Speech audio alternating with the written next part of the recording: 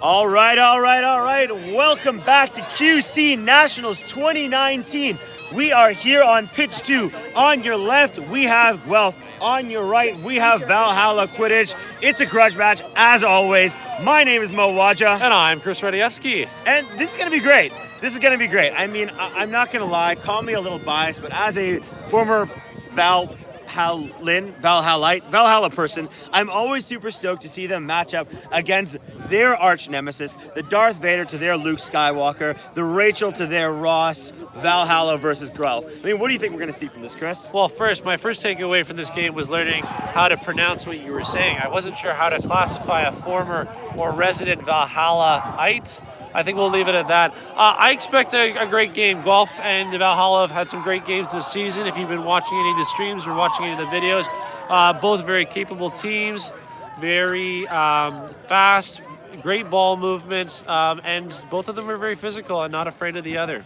Absolutely. I mean, I feel like most of the Valhalla Guelph games at this point kind of almost come down to mind games. Because these two teams have played against each other so many times, they have such a thorough knowledge of how each other interact with bludger play, with quaffle play. And I mean, it's going to really come down to, in my mind, who gets into the other person's head.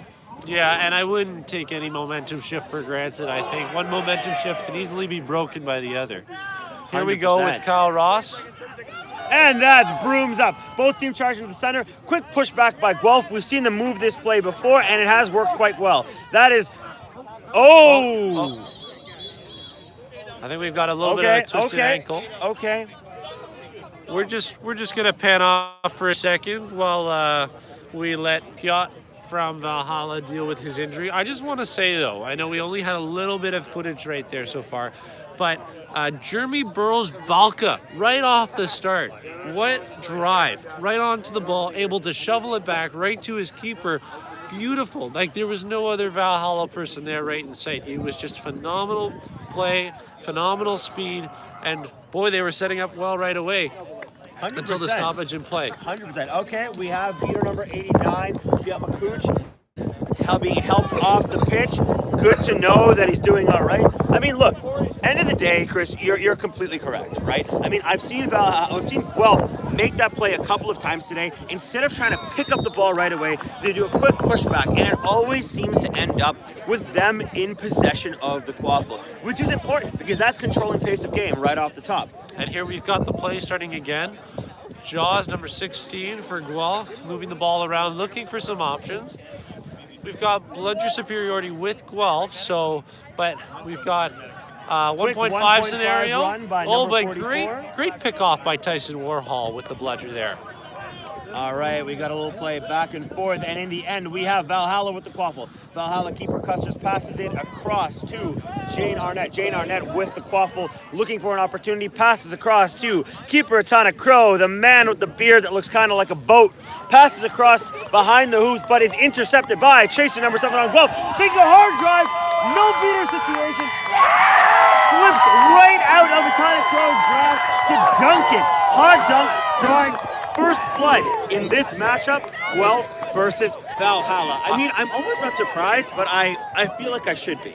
No, it was just a great transition piece. The ability to take that ball out of the air, get control of it, because he didn't have it right off the bat, and able to drive it down, take some of the contact. Not only did he score, he also put his head through the hoop.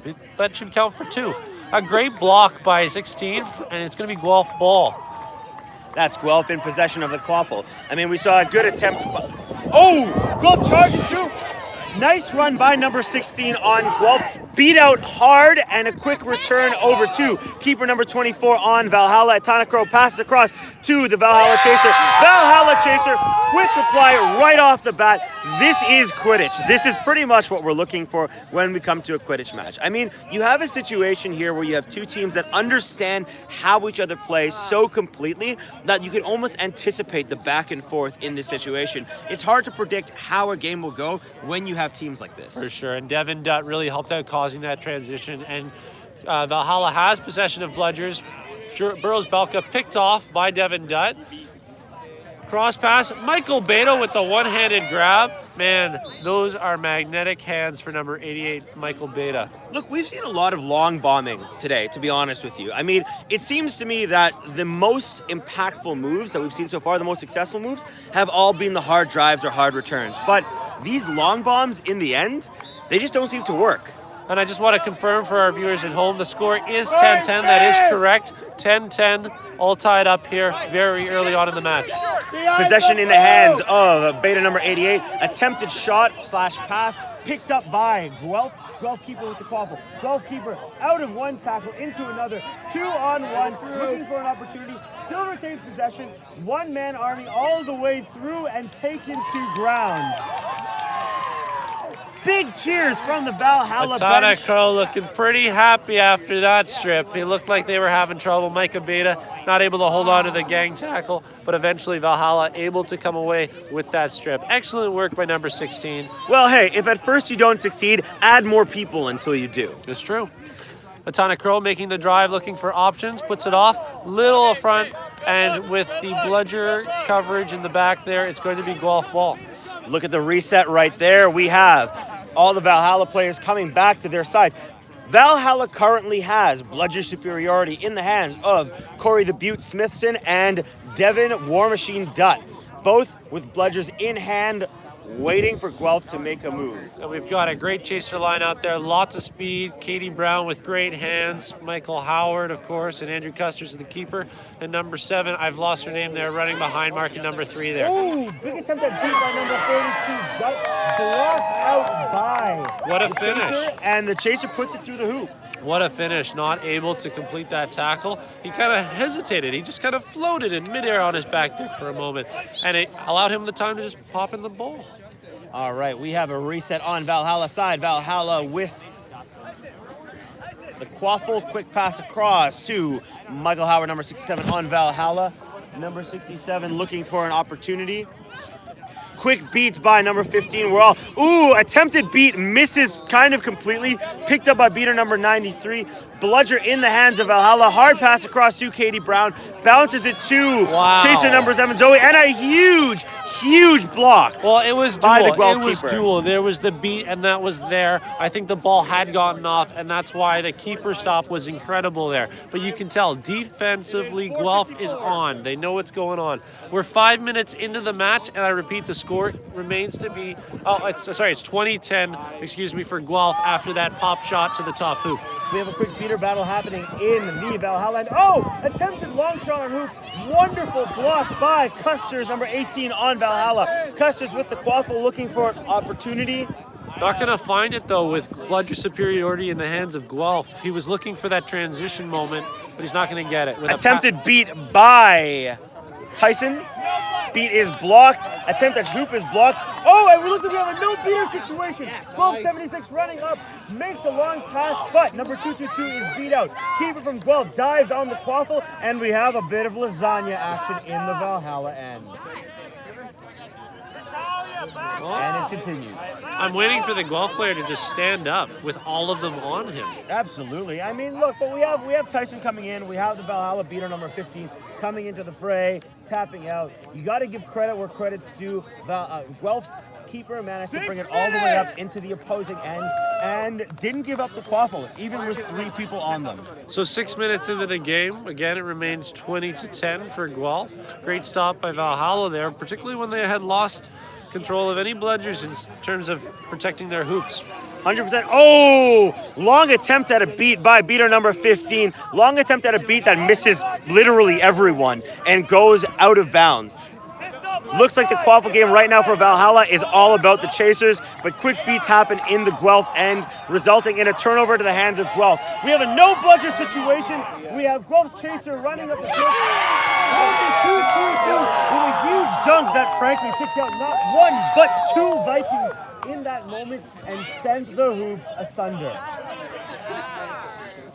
All right, we got a double whistle on the play. What a great drive by Valhalla, reconfiguring the system, checking to see if chaser number 9 is all right after that big hit / dunk / goal by the Guelph Chaser. For sure. I want to give credit to Guelph Chaser number 222. I'm just going to pan over to him for a second right over here.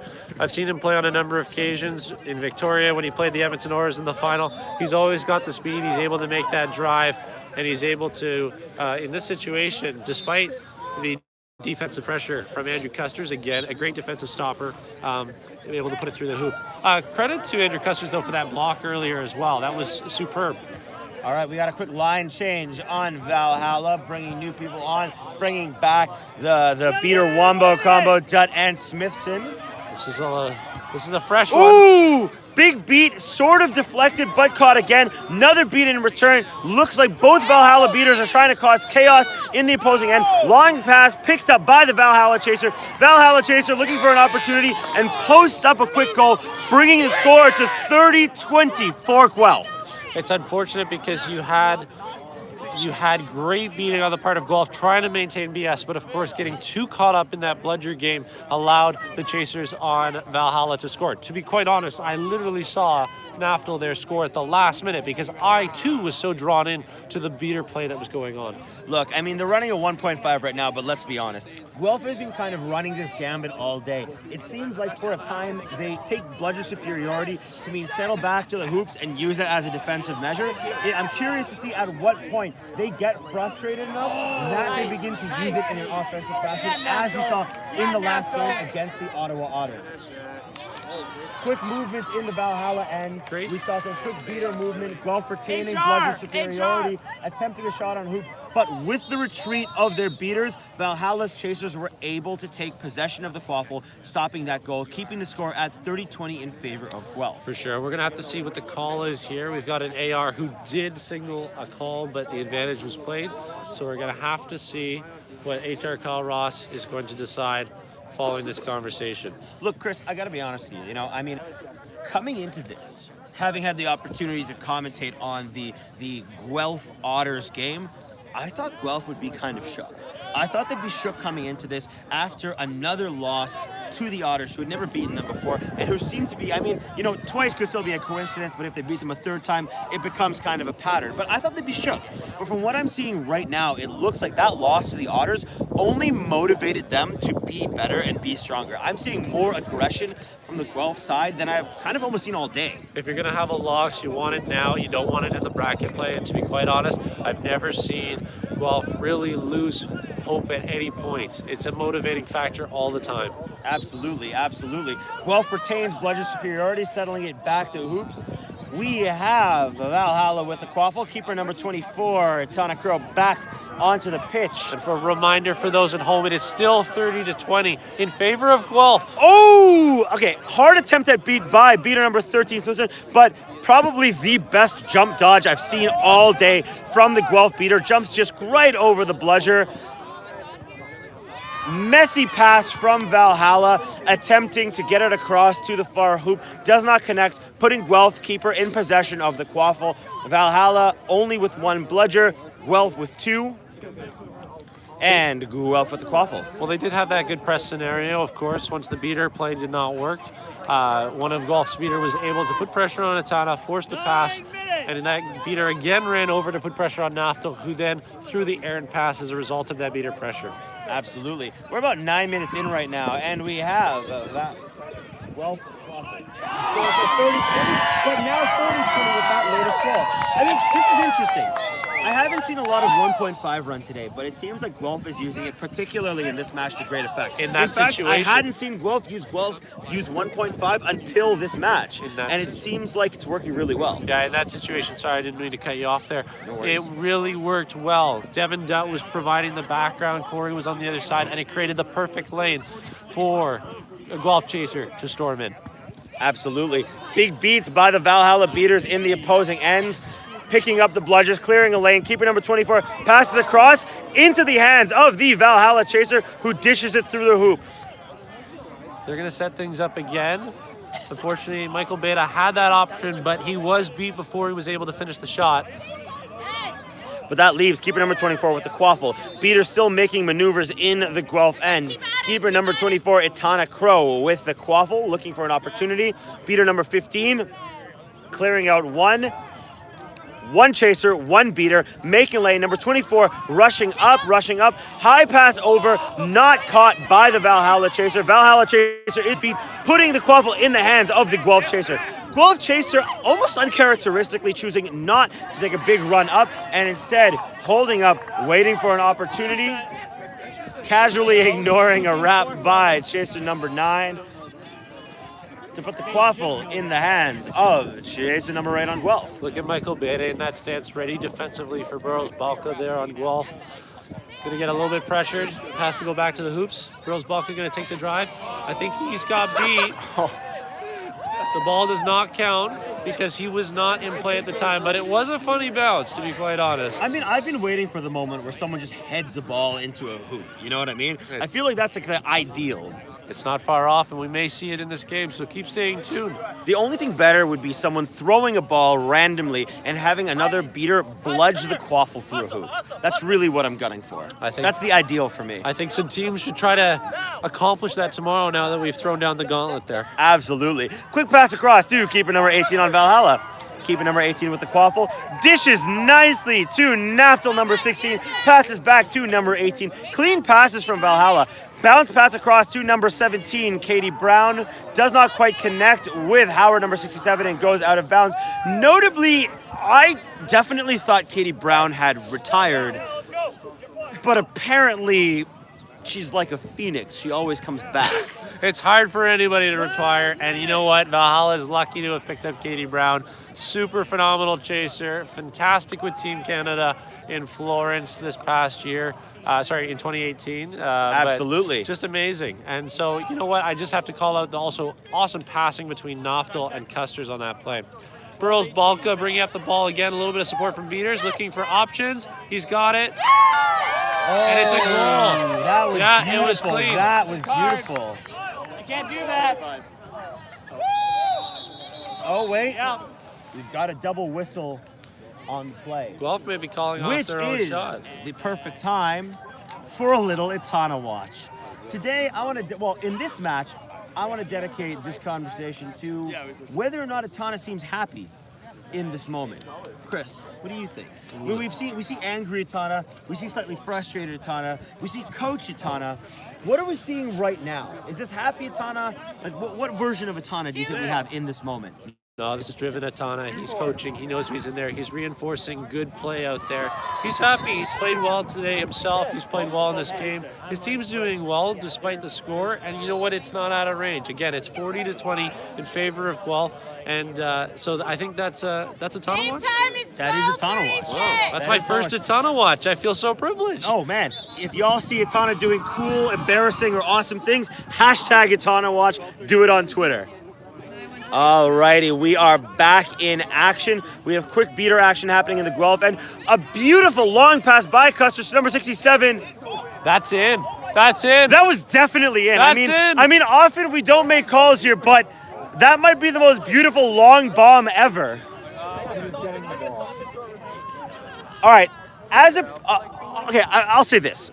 On principle, as commentators, we tend not to make calls as to whether or not a thing was in and whether the refs have or agree or disagree with the refs. But in that case, that is the most beautiful long shot I have ever seen. Absolutely. We'll have to see if they do challenge for video review. The shot is made, and it's in. And we're going to get a stoppage in play, and Kyle Ross, the head ref, is going to call for a video review. Looks like we are indeed getting that video review. I mean, as per usual, I feel a little bad for Kyle Ross. Kyle Ross had kind of a rough day. Kyle Ross was minding his own business in a recent match, and after being beat and casually walking towards his hoops, was randomly rocked by a player for no particular reason. But in this particular instance, I have to say that, that was it. That was it. Absolutely, it's tough, those shots, and I think Edmonton Oars, and I'm biased in that sense. You know, we're a little bit of a shooting team ourselves, and I think there's been plenty of times where we've been burned on the angles and the speed of the shots. I think that's something that we're not used to in the gameplay. And I was even talking to Queens, and there's not a lot of Eastern teams that are out there shooting as well. Michael Howard is definitely one of those that can make the shot, and in that sense, I think, you know, that is going to be a little bit of a challenge for our sport. People get used to just to watching those shots and be ready for those speed and those difficult angles. Like, nobody typically expects that shot to be made, and look at that, it's in. Well, I mean, the challenge, of course, is that at the end of the day, we are, to a degree, dealing with human error. I mean, we live in a situation where we have goal refs at the back who are kind of looking for the shot to go through. In this case, I think throughout the day, we've seen a reality where there are not many long shots that have been made. Long passes have been attempted. Most of them have been unsuccessful. Most of the long shots at hoop we've seen have gone kind of wildly over the hoop, which is interesting because I don't understand why it's specifically vertical. But in this case, we've seen Valhalla make those shots with pinpoint precision, and in that particular instance, I mean, I believe, was that number 67 Howard with the shot? Yes, it was. I mean, the guy's a medical professional, and frankly, that shot was surgical. Precision there.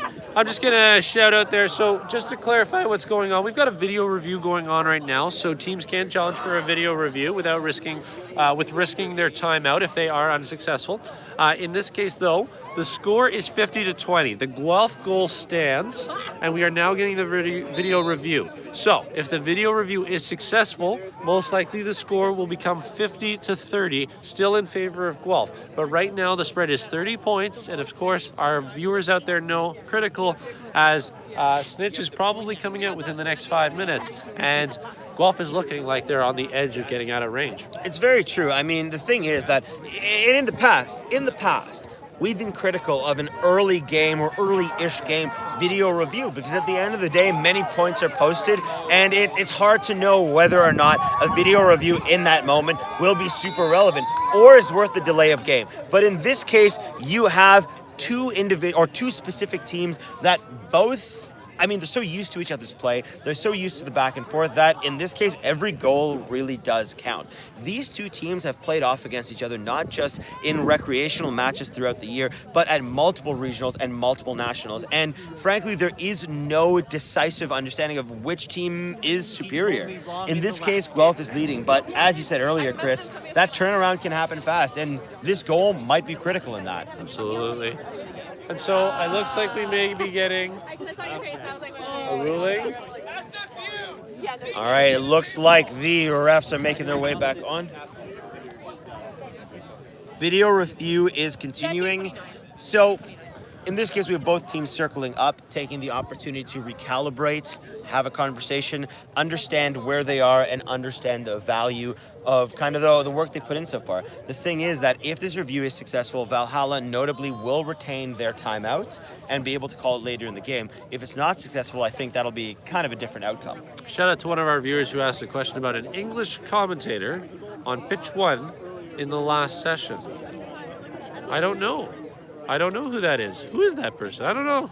We got a question from a viewer, so I just wanted to double check. Sorry, we can't answer your question. We're just trying to keep up with the scores and time right here, but with a question like that, it's very hard to answer. So apologies to one of our viewers right there. How often is video reviews? Oh, we have players remounting brooms.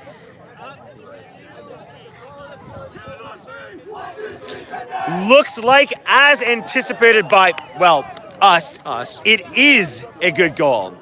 Great shot by chaser number 67, Howard, on Valhalla. Long bomb through the far right hoop, well, right from our angle, maybe different from yours, but to the far right hoop on the Guelph side. And that, of course, brings the score to 50-30 in favor of Guelph. This is, of course, important because it means that if the snitch was caught right now by either side, that would constitute a victory for that team going into day 2. Friends, we are in the last match of the night. This is important. This game is relevant. And beyond the physicality of the match, this can have a real impact on kind of the mental game and the emotional game going into day 2. And just to clarify, anybody who's tuned in a little later, because we got another question, Valhalla is in the white jerseys and Guelph is in the black and red jerseys. So Valhalla is on our right, advancing toward the left, and Guelph is set up on defense awaiting Valhalla. As Custers brings up the ball, passes it to That's number Michael Howard. 67 on Valhalla. 67 makes the pass, is beat. Pass is swatted out of the air by Chaser number 28 into the hands of Chaser 222. Hard drive all the way up, and that's a dunk. Just like that, quick as fire, number 222 manages to bring it back. Andrew Custer's not happy about that in terms of the drive.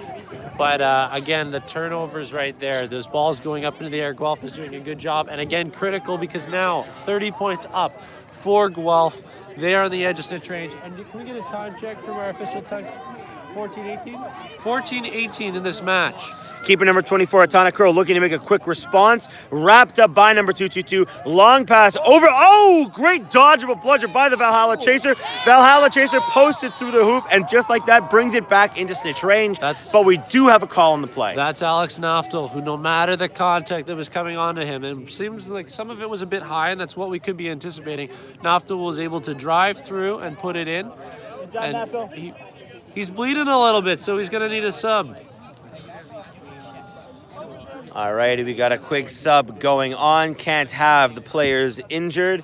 That's Muscat number 4 taking on the Naftel's role.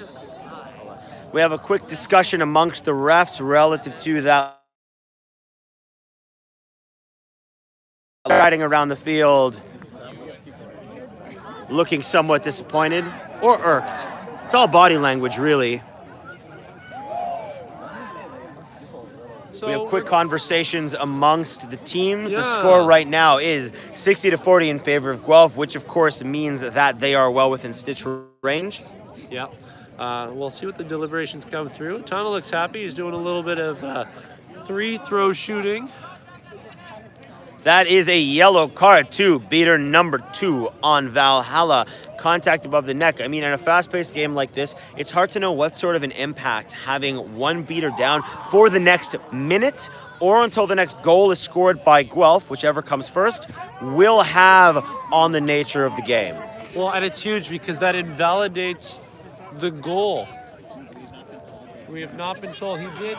I believe we have a signal. We're going to clarify with the head ref. But if that yellow card was before, no, there was no goal. So yes, just to confirm, it is 60-30 at this point, which means it is on the edge of the match. We're just waiting for complete confirmation from Kyle Ross, our head ref. As it stands, in either case, we have Guelph in possession of the quaffle. We have Valhalla in possession of 1 bludger, Guelph in possession of 2. Well, there's a bludger by Guelph, but presumably Guelph may be in possession of it soon. The goal is called no good. That means that the score is now 60-30 in favor of Guelph, meaning that if the snitch was caught right now by... Oh! If the snitch was caught right now by Valhalla, it would be a time... It wouldn't be a tie. It would be 70-30, which means we're 40 points up for Guelph. All right, that's keeper number 24 with the quaffle. Keeper number 24, big attempt at pass back, does not connect with the Valhalla Chaser. Ball rolls out of bounds and is picked up by the Guelph keeper. Guelph with the quaffle, Guelph retaining bludger superiority. Big shouts from our viewers. Let's go Valhalla. All right, we have bludgers making their way up the pitch. Looks like Guelph is moving into that state where they begin to use their bludgers aggressively. Oh, tackle by number 42, takes a bludger out of position, but number 16 on Guelph making their way up. Dishes it across to number 8. Number 8 on Guelph dodges the bludger, bounce pass across. Ooh! And another goal for Guelph. Avoided the beat over here, which caused a great pass. And avoided the tackle by keeper number 24, Itana Crow. The score is now 80-30, which puts Guelph well out of snitch range. It looks like we're having a timeout called for Valhalla. I mean, look, the reality is that in a way, this is somewhat typical of what we expect from a Valhalla and from a Guelph game. We have 2 teams that are used to playing against each other. We know this, but that part of that means that this game kind of characteristically gets a little hectic, gets a little aggressive. We already heard calls from the Valhalla bench that one beat or another was good. We heard calls from the Guelph bench that a goal should have been good or should not have been good. The reality is that right now, I mean, this still is any person's game. I'd just like to make a shout out to Alex Goudreau and Aaron McCready, who are having a conversation in our live chat. Hi to you both, but hello, let's focus on the game. Your personal conversations are for Facebook or text. Like, come on. We know you guys have each other's contact information, okay? But It's nice to fair. see you both, too, that you're tuning in, like those from across the country who are watching this final game of the day. That said, though, I do owe Aaron McCready a shout out. We did a series of Valhalla expat shout outs in a previous commentary match, and Aaron seemed a little hurt that she didn't get one herself. So here's one for you, Aaron. I mean, may your partially robotic self last forever, Cyborg. Okay, Jamie, why did you have to get in on this? But anyways, Jamie, you're like 2 feet away from us, dude. Like, seriously. he's watching the game. You can just say hello, right? Like, you're actually watching the game. We can see you. We can see you from here, Jamie.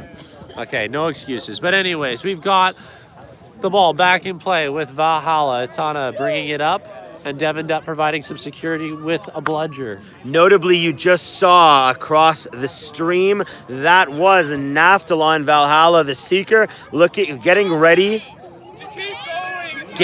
to get on the pitch. You know what, Aaron? Fine, I won't give you a shout out next time. That hurt a little bit. So I don't know what's going on because we had Katie Brown put the ball through the hoop, but it seems like it didn't count, and I'm not entirely sure why. But great positioning, great moving by Katie Brown, who's getting fierce out there and trying to make some great tackles. We have chaser number 8 wrapped up. Big B. Okay, and that's a whistle on the play. Claire Steckley is not playing on Valhalla. Thanks for the question, Alex. She does say hello, I'm sure, because we were hanging out today earlier as well. But again, I'm not going to get into the personal conversations and hanging out. Oh, thanks, Aaron, for the shout out. So again, you know what? We've not sure about Katie Brown's goal. You could tell she was incensed by it, but ready and coming out fierce, and that defense showed. And honestly, props to her. And then we also had the 2 beaters for Valhalla and Guelph, Corey and Kahi, I believe, getting into a little bit of a mix-up there. So I don't know what's being discussed because we've had a number of things going on. I mean, I've heard a little bird that said that perhaps it was something to do with a potential back tackle on one of Valhalla's beaters. Look, I mean, again, Chris, I'm not usually one to comment on the kind of adjudication of it all, but I don't know, maybe it's getting a little dark, maybe depth perception is a little low, but there seem to be some questionable ones out here. Yeah, it's always a little tough as things get darker for all players and refs. So Atana bringing up the ball, a little bit of pressure from Daniel Longo. All right, number 24 looking to get out of it. Big beats around center. 24 out of no bludger situation.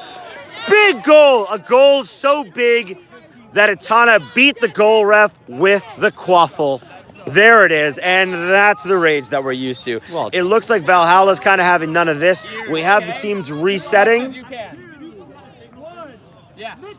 Snitches out, and that's wide Versure from the great western town of Vancouver, British Columbia. I was going to say Vancouver, Alberta, or Vancouver, Ontario, and I was like, that is not the right place. But Vancouver, British Columbia, that's correct. So this is important. Right now, the score is 80-40. The snitch has been... A very, very long attempt at goal. It does not connect. Right now, the score is 80-40, which is important because the snitch is on pitch, which means that if Guelph catches that snitch, that's a W for Guelph. So Katie Brown with an amazing shot that almost clipped in. Absolutely unbelievable. All right, that's Guelph keeper number 3 with the quaffle. Guelph keeper number 3, quick handoff to Big Country, number 7 on Guelph. Big Country passes back, long pass that does not quite connect. Oh! All right, that is a hit for number 22 on Valhalla. Yeah, and just to recap the score, it's 80-40 for Guelph at this point. And what I will say is that in 5 seconds, the Seekers are to be released. The snitch is out there. The Seekers, Naftal, and number 222 for Guelph, mind blanking on his name right now, is right now looking to come out. But we are going to have a little bit of a delay. So please bear with us as we have a medic come onto the field. Both teams are going to clear the field for a little bit. Yeah, we're gonna have a bit of a gap here right now. We do have a potential injury on the Valhalla side. Both of these teams have now circled up. Valhalla looking to hope that their player will be back in action soon. Guelph looking to recalibrate and presumably understand how to continue their lead. I mean, the thing is, people, this is still day one. This is still day one of QC Nationals 2019. And I mean, frankly, as important as this game is for seeding, the thing is that injuries on the play right now can have pretty detrimental consequences going into day two. Absolutely. I think we've seen a number of teams as like just an opportunity to recap a little bit about the day since this is the last match and we've had all other matches clean up at this point. We've got a few injuries that have been piling up on a number of teams, and I think that's going to make a difference for day two. To answer both of those questions, I mean, at this moment, I would say that there isn't enough evidence to indicate who is the stronger team. Both teams have quote-unquote upset the other at different times. I mean, at this point, I would almost call it a pretty even keel back and forth between Valhalla and Guelph. Every time you bring these two teams together, you have an opportunity for one to beat the other. It really isn't something that a person can predict. Yeah, absolutely. And I think you have these classic grudge matches, whether it was, shout out to Aaron McCready, who's paying attention, and Alex Goudreau, but you had the grudge matches of Carleton and Ottawa at the start when we had first started playing at the Canada Cups. And those were back and forth games at the start, and Carleton consistently coming ahead before Ottawa was eventually to turn it. And that's a very similar situation to what was happening here between Guelph and Valhalla. And Guelph has really able to put it on a different plane this season. Likewise, in the West, if we're going to shout out to our Western colleagues, Edmonton and the Vancouver teams, generally now the Storm Crows, but what was the heart of UBC, have always been in a grudge match with close games. And you know what? There can be some blowouts. I remember UBC blowing out in the Edmonton Oilers in Victoria, only to lose in a semifinal the next day.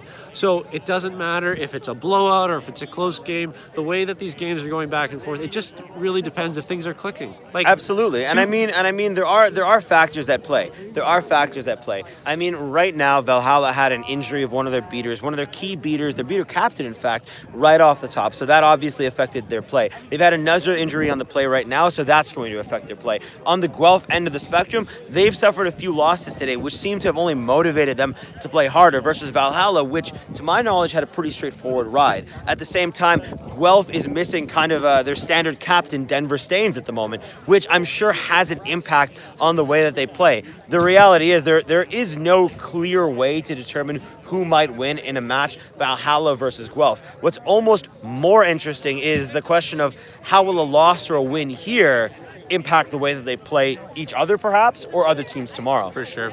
While we're also waiting, a little bit of a shout out to Tourism Hamilton, who's provided some great space for Quidditch Canada to once again visit my hometown of Hamilton, Ontario. I was going to say Hamilton, Alberta. Clearly been moving around the country way too much because I don't know where any city is at this point. Too much patriotism, Rajewski. But Hamilton, Ontario, beautiful place. Don't even get me started about the War of 1812, which happened here, which my team got a little bit of a tour on before we started games this weekend. All right, we do have the Valhalla player getting up on their feet. They're being helped off the field by medics. Looks like a leg injury of some kind. Valhalla circling back up. Play will resume very soon. As a reminder, we are at the moment 80-40 in favor of Guelph, which means that right now, if Guelph catches the snitch, I mean, that's kind of it. Yeah, exactly. We are all about education on this channel. And geography, history, you know it. Don't ask me about math. The best math I can do is tell you once again that as we get back to the field, the score is 80-40 in favor of Guelph. And if you do subtraction there, it's a difference of 40 points. And means with a snitch valued at only 30 points, then we're looking at kind of a potentially unfortunate situation here. Absolutely. I mean, personally, Chris, to be honest with you, I'm hoping for another tie game, another little bit of overtime here. Yeah. All right, we have players remounting. As you can see here, we have both of our seekers, number 16 Naftal and number 222 on Guelph, raring to go. Bludger superiority is in the hands of Guelph at the moment. And I just to answer one of our viewers' questions, Heidi Golka, number 92, was the one that was injured for Valhalla and had to leave the field. So best of luck, Heidi. She did look like she was moving. It didn't look too painful, but definitely the impact was a little shocking. So a little bit of a correction. There is 6 seconds until the Seekers come on. So I lied to you. I said 5 seconds, but there is in fact 6 seconds until Chris, they will hit the field. Don't lie to the viewers, Chris. Don't lie to the viewers. And I apologize. All right, we have both of our Seekers raring to go. We have the rest of the players remounting their brooms. Bludger superiority is in the hands of Guelph. Quick subs on the Valhalla side, and Seekers are released. Number 222 taking a quick lead in the rush to the snitch. Quick beat out of Naftal by the Guelph beaters. Valhalla recuperating at the net. Quick shift changes. Another beat of the Valhalla Seeker. Quick beater action all around that Seeker. Wide Versure making some quick work of the Guelph Seeker that was in there. Able to defend. So Seeker's back. We have an interesting situation here because right now Guelph wants to catch that snitch as soon as possible while they're out of snitch range. Valhalla wants to stop Guelph from capturing anything until they can score 2 more goals. And I got it clear that one of those goals was just scored because Michael Beta just put in a beautiful shot from behind the hoops, up top hoop, what we call in Edmonton a Barinsky. It's not a Bardowski or a Borupski with the side of the hoop being used, it's a Barinsky. So for those that are looking for more education out there. A drive. Nope, blocked by Michael Beta. Guelph continues to capitalize. Ooh, but a stop. Oh no, it looks like Guelph may have a catch. That may have been a catch. I didn't see the catch. You may have saw it at home. Depends on where we were pinned. But we've got some deliberations going on to see if it was good. Of course, beaters did. The catch is good. That means that tonight, Guelph takes it. In the classic grudge match, Guelph versus Valhalla, Guelph took tonight's matchup. I mean, look, I'll be honest, Chris, this was kind of a messy game. There's a lot of back and forth. There were injuries on the play. There were questionable calls. There was at least one video review.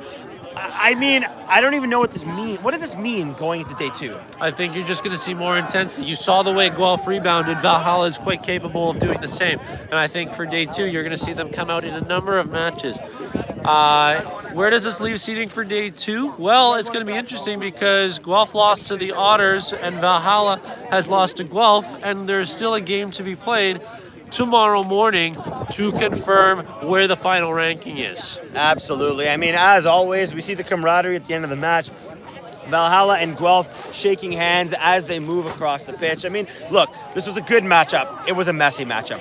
Guelph, as usual, retained their very, very strong defense. Valhalla, it seemed, couldn't quite get a handle on the Guelph strategy. It's going to be exciting to see whether into day 2 they are able to bring this together. At the end of the day, the score for this matchup was 110-50 in favor of Guelph, ending off day 1 of QC Nationals 2019. Absolutely. And the last thing I'll say is our final score was 120 with the snitch catch. 120. 250, I believe. 120 Looks like I sort of lied to y'all too. So anyways, thank you very much. Thank you to Tourism Hamilton. Thank you for Coach Canada and all the volunteers out there. It's been a wonderful day 1. This is closing off day 1 at QC Nationals 2019. My name is Mo Waja. And I'm Chris Ratajewski. You stay classy, QC Nationals.